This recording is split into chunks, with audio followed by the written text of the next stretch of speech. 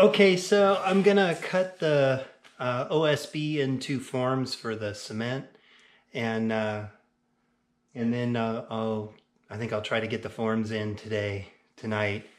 It's late, but I want to get the forms in so that I could lay cement tomorrow.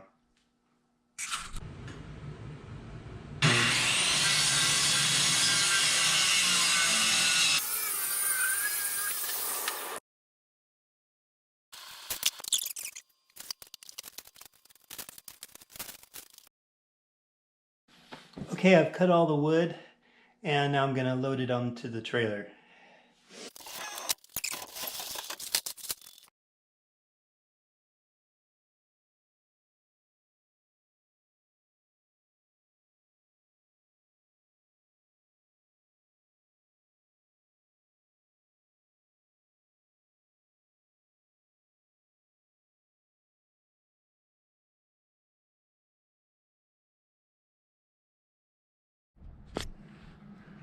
All right, it's morning, Thursday morning, and we're gonna set the forms today. And by we, I mean me. It's nice and sunny today, but it is really wet out there, if you can see. So come along, let's get going.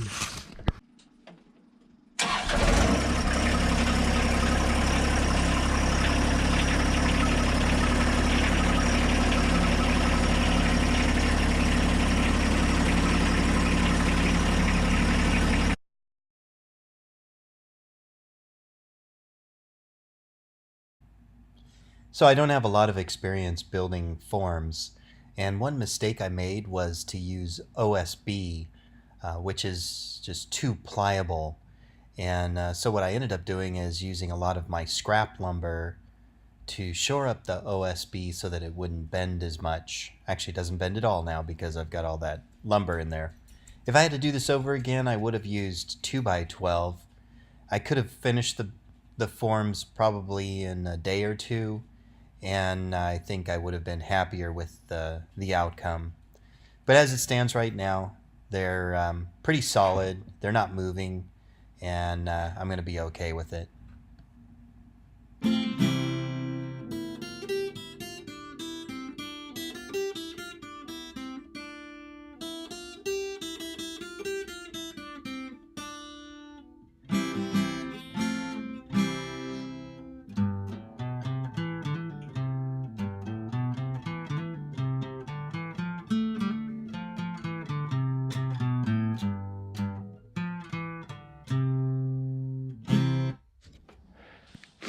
Okay, it's getting really dark, so I'm going to turn the camera off because I don't think you can really see much anyways.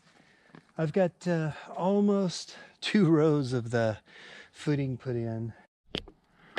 So I came out this morning to start working on the forms again, and saw these little ice crystals that had formed overnight. It's pretty cool.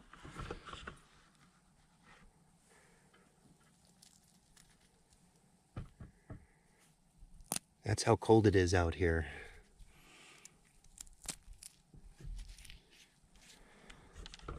They're all over the place.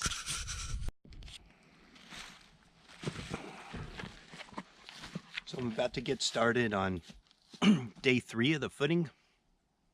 Got a call from work today. There's some problems brewing, so I might get interrupted a couple times today, but I'm gonna try to finish the forms.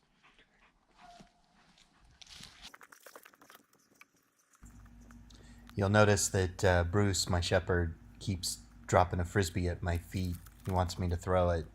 I actually didn't even notice that he was doing that until I watched the video. He does that a lot. Usually I pick it up and throw it, but this time I just was so focused on the job I didn't see him. All right, so, oops, I squared up, and, well, I didn't square up. That's the problem. I'm about a whole hand off on the end. So what I noticed is last night when I was putting in the form on this end here, the close end, I had a little bit of a bend, and it was enough of a bend to pull me off a track. I didn't notice it because it was getting dark. So I did actually, I'm not even plumb with my line, and I just assumed that my line moved because it looked straight to me last night. So I'm gonna fix that.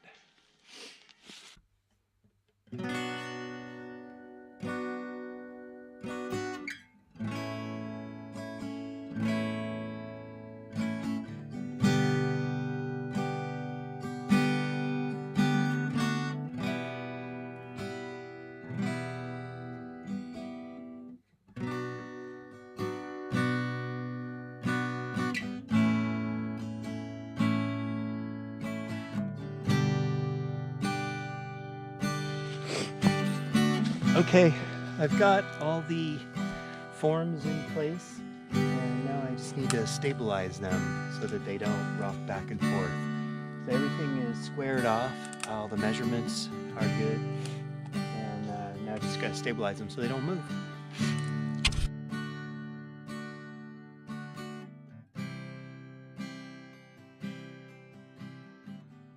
Okay, I finished shoring up the footings, or the forms for the footings, and I'm gonna tomorrow, when I have some road base delivered, I'm gonna fill in the gaps with road base and pack it down. Let's take a tour.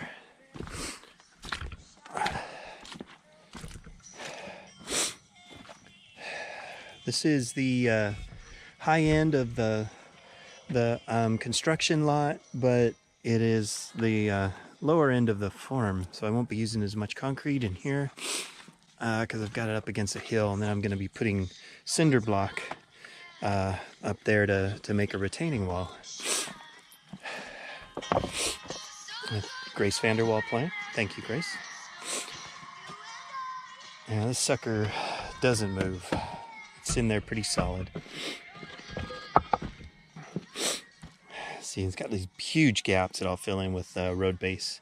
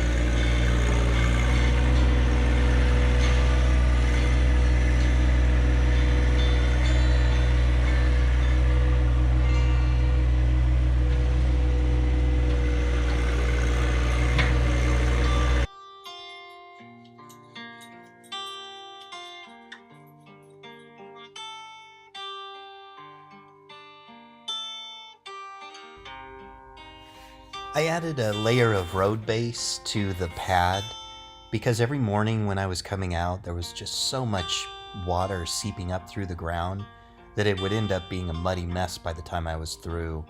So the road base will help keep the mud down, and when I bring the cement trailer onto the pad, I don't want it to get stuck in the mud.